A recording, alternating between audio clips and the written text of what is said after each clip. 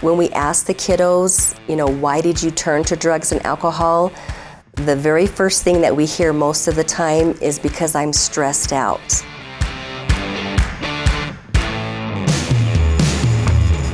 Welcome to Shooting Straight with Brad and David. I'm David Klaus, your Navajo County Sheriff. And I'm Brad Carline, your Navajo County Attorney. And this month we're joined with Vicky Solomon from Nexus Coalition. Vicky, thank you for being here and joining us. You bet. Thank you for having me here. Yes, so tell us a little bit about what Nexus does and your position within Nexus and kind of your mission. Absolutely. So I'm the Executive Director for Nexus Coalition, and we've got 6 of us that are working together here in Navajo County. And primary goal is to just educate the youth on drug prevention. With that, we have to bring in life skills, so that's part of our thing that we do. And then we also kind of layer everything with that trauma lens aspect to things. And then as we know, children come with parents and caregivers behind them. So we try to reach out to the parents and the caregivers and educate them on different things to just add to their toolboxes to help raise these kiddos in these days. Yeah, so you do a lot of work not only with the students, but students and parents. Are you working in schools, and what kind of projects are you doing inside the schools? Yes, absolutely. So we love going into the schools. We try to provide the evidence-based curriculum for them. One of them that we use is called Botvan Life Skills, and it's anywhere between 4 to 8 sessions with a youth. And in Navajo County, because our initiation age for the kiddos of when they're being asked to start doing drugs and alcohol is 12 years old. So we try to get to them when they're about 10 years old. And we like to try to start that primary prevention education in 4th and 5th grades. But yes, we get to go into the schools and provide that education. If we're not in the schools, then we would love to be in the schools. So any help with that would be great. Yeah. So you're saying that students or children are being introduced to try drugs at the ages of 12. Yes, 12 years old is the initiation age, but that's what the data says. Yeah. In real life, what we're finding out is we get phone calls, 9 and 10-year-olds that are having challenges on the buses with vaping or cigarettes or different things like that. So we're trying to get to them as young as we can and provide that prevention education. The data you mentioned, is that the annual survey that goes out to school kids every other year? Yes, so it's the Arizona Youth Survey.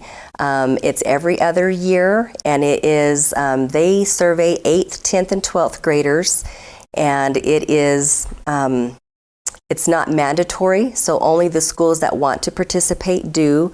So we like to encourage that. It comes around like January, February, where we're trying to promote and see if we can talk the schools into participating with that. Because the data comes from the youth, and it takes one class time to go through the survey. So it doesn't take up a whole lot of time. They can do it electronically or they can do paper survey, whatever is convenient for the school.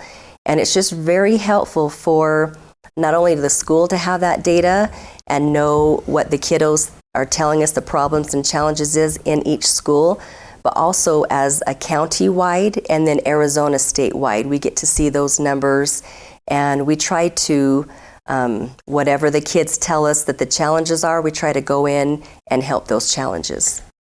The annual reports or every other year report, if a parent wants to see the data for their child's school, is there a place they can go to see what kids in that school are saying? You bet. Good question. So Arizona Criminal Justice online, if someone just goes to Google and type in AYS, which is Arizona Youth Survey, it'll pop up and take them to the link. It's broken down not school specifically, but it's broken down county-wide, so you can click on Navajo County and see it as a whole. What Arizona Youth Survey, the Criminal Justice Department, tries to do is if a particular school doesn't want that data put out for that school in particular, then it's not publicized, but you can go to the school and ask for that school, and then they can receive the information for just that school only. One of the things that you mentioned that caught my attention is to teach drug prevention, you're teaching life skills. What exactly are you encompassing when you talk about teaching life skills? You bet. That's a very good question. So, when we ask the kiddos, why did you turn to drugs and alcohol? The very first thing that we hear most of the time is because I'm stressed out. And, the last several years, everybody has had a lot of stress in their lives. And so what we are finding is that kiddos, if we can teach them how to deal with that stress by using communication skills, by using assertiveness, by using any other life skills, we've got a curriculum that's filled with it. There's probably about 15 different life skills that we can teach. And what we try to do is listen to the kids. And once we hear something that we think that they may need, we take that, whatever that life skill is, and bring it in and try to teach off of that. But, kids, they do have a lot of stress in their lives. But as we know, stress doesn't end, right? When we turn 18, it doesn't magically go away. So we want to, as an adult, we have to learn how to deal with stress too. And what might work for Sheriff Klaus may not work for Vicky, and what might work for Brad may not work for somebody else. So we have to find out, what that kid needs or what that adult needs, and we just add to their toolbox so that they can deal with those life stressors using those life skills. So are you able to go into the school classrooms and teach this, or do you have to do it in an outside setting and get kids to come to you? You bet. So that's a very good question. Perfect opportunity is, since the kids are at school, if we can come to the classroom and provide those services, we do that. But if it's a circumstance where we can't do that, we do try to hold classes outside of the school as well.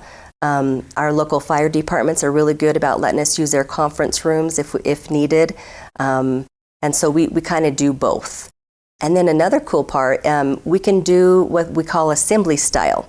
So for here locally, Show Low and Blue Ridge, we were able to do assembly style where we had freshmen, sophomore, junior, seniors all together. And we bring in some guest speakers and we do assembly style presentations, updating them on the current drug trends and things going on and resources that they can go to get some help. So depending on the different age groups or class sizes, are you seeing different threats or different problems or drugs that are being introduced at different schools, or is it kind of consistent throughout the county? Or age groups, yeah. Yeah, that's a good question. So what we're seeing consistently across the board in all locations and all ages is the vaping. That's been a big challenge. And with the vaping, marijuana or tobacco or both? Both. Okay. Good question. Both, because a lot of parents don't know that marijuana can be vaped, but it's actually odorless. Both. Yes. Odorless and unless they have a masking odor in it. Right, or vanilla, sweet vanilla, or sweet bubblegum. But it doesn't smell like the traditional skunk. Yeah. Right. Can't smell the skunk. Right. No, that's a very good question. So the tricky part is, and this is the part that we try to educate our parents and caregivers on, is, a vaping unit can look like a pen. It can look like a thumb drive. It just looks like a normal thing that doesn't look dangerous. It doesn't say this is a vaping unit on it. As long as it has those 4, items, then it can become a vaping unit. And so we try to educate the parents to just be mindful on those things that they may have around their house that they're not aware of. You just mentioned educating parents. How do you go about educating parents? And if a parent wants to learn more, where do they go to get services from you or resources from you? So we do a lot of item distribution with flyers and brochures. We've handed out over 60,000 educational pamphlets in the last year. So that's one way that we try to get the word out. We're also Facebook and all the social medias, our radio, our newspapers, and then we have an email blast that we try to get information out. But if we're missing somebody and they want to know more information, our website is nexuscoalition.org, and they can go to the website. And then also my phone number anytime, it's 928-243-2014, and they're welcome to get a hold of me anytime, and we could help lead them towards what's going on in their area. So do you have like community classes for parents? You know, what to look for in case your child may be using, or how do you talk to your child about the danger of drugs? You bet. So we just had a request. Our Northern Arizona Academy school in Snowflake, we were able to get their staff together, and that's exactly what they wanted to know is, you know, what are the warning signs? What am I looking for? We've got all these students. How do I know whenever someone is having some challenges that we need to address? And so yes, we do. If anybody requests it, we would love to go in and help provide that education. And then on a monthly basis, we just hired this expert trauma trainer. Her name is Stacy Gagnon. And for the next 4 months, once a month on the third Thursday, she's going to be providing us with some trauma trainings. And it's from 11 to 12. We want to try a different time frame, trying to see if we can catch more people. So it's 11 at noon to 1 p.m. They can come through Zoom and just grab that information, and we're happy to provide that for them. What exactly is trauma training? Oh, good question. So if we think about any challenge, especially in law enforcement, you guys deal with so many challenges. If you were to dissect that challenge and dig down deep, there's going to be trauma involved, some sort of a trauma. Now, a trauma is different for each individual. If I was in a car wreck with all three of us together, each of us are going to come out of that car wreck differently. I may be more traumatized because of some of the things that happens to me in the past. You guys may be able to just brush off your bootlegs and then keep going. And so trauma is different for each person. But what we are finding is that most of the challenges that we're seeing is tied to that trauma. And so whenever Stacy comes in, she just helps us parents and caregivers and youth leaders know more of what to look for, and then how do we treat that person. Those kiddos that are having challenges in classrooms, I'll bet you 90% of the ones that are, little stinker buzzards, I'll bet you that they have trauma in their life. And so we learn how to treat them differently so we don't hurt them more than what they already been hurt from. So this along that ACEs concept of early childhood experiences? Yes, absolutely. The ACEs, Adverse Childhood Experiences, was done many, many years ago, and this is kind of the same thing, just more updated and with what's going on today. So is the people who should attend those who have suffered trauma, or those who are just looking to help those that have suffered trauma, or both, or something I'm missing totally? You bet. So my answer to who should come, anybody that's breathing. If you're breathing, you are going to learn so much from Stacy Gagnon. Whether you have kids or you don't have kids, whether you have grandchildren, or it will help anybody that is breathing. And a lot of times people don't even recognize their own trauma in their lives. She helps you recognize maybe if you have trauma yourself that you need to deal with. She talks about what's in your backpack. It's just very enlightening. So anybody that's breathing would benefit from going to Stacy Gagnon's trainings. Before we end, I know that Nexus Coalition, the Navajo County Sheriff's Office, and Arizona HIDA have collaborated, and all the local law enforcement collaborated on a new project dealing with overdoses from the opioid epidemic. Do you want to talk about that, you and the sheriff? You bet. Thank you for bringing that up. So the Naloxone Leave Behind program, it's fantastic. We know naloxone is an opioid reversal, and anybody can use it, and it's not going to hurt anybody. And so when there's law enforcement, you guys probably see this all the time. You go into a home, maybe you're called for a domestic abuse or whatever the case might be, and you're looking, and there might be some signs that somebody might need some help with that. We're trying to make sure that they are armed with instructions. Law enforcement will just set it down, and then a box of naloxone, and just leave it along with the instructions on how to use it, and then leave. And that way, if there happens to be a need for it, then they can have that available to use. Yeah, all our deputies, I've been carrying it for years, but now we are not armed, but we provide for our volunteers because they're having interactions with people in public. It could be at a shopping center or anything like that where people are having an overdose. And one of the first things, because of this epidemic of fentanyl and all this, is that paramedics and first responders, they think to do is to give naloxone now, based off a lot of the symptoms. But we have it with all our employees and volunteers and throughout the jail, and we have it pretty much at our. I even carry it in my vehicle that it's readily available for all. So what are you teaching your deputies to look for when they go to a house to know a trigger that they should be leaving the flyer and the naloxone with them?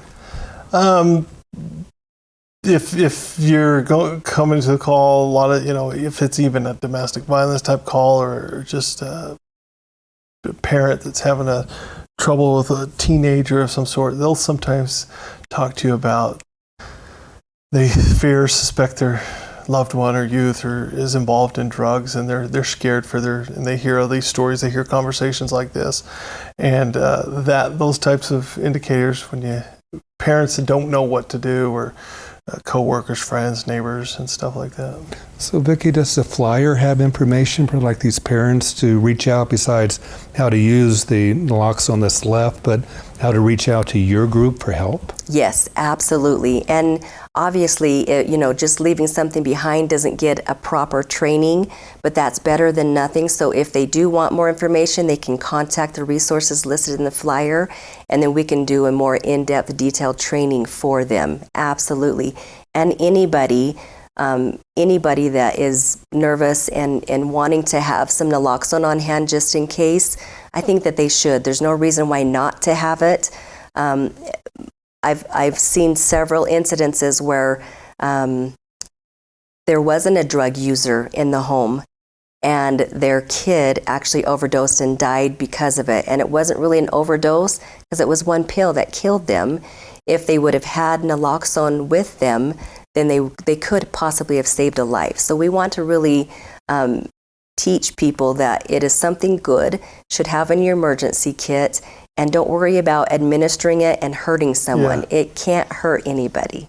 I think there's that big fear that people are like, they're going to do something wrong, or they're going to do something wrong, but it's a very safe and it's easy to use. So Right. Absolutely. yeah.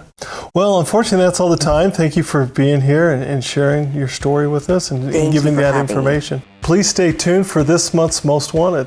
Michael Paul Anthony Rivera has a valid and confirmed felony warrant for failure to appear on the original charge of aggravated assault.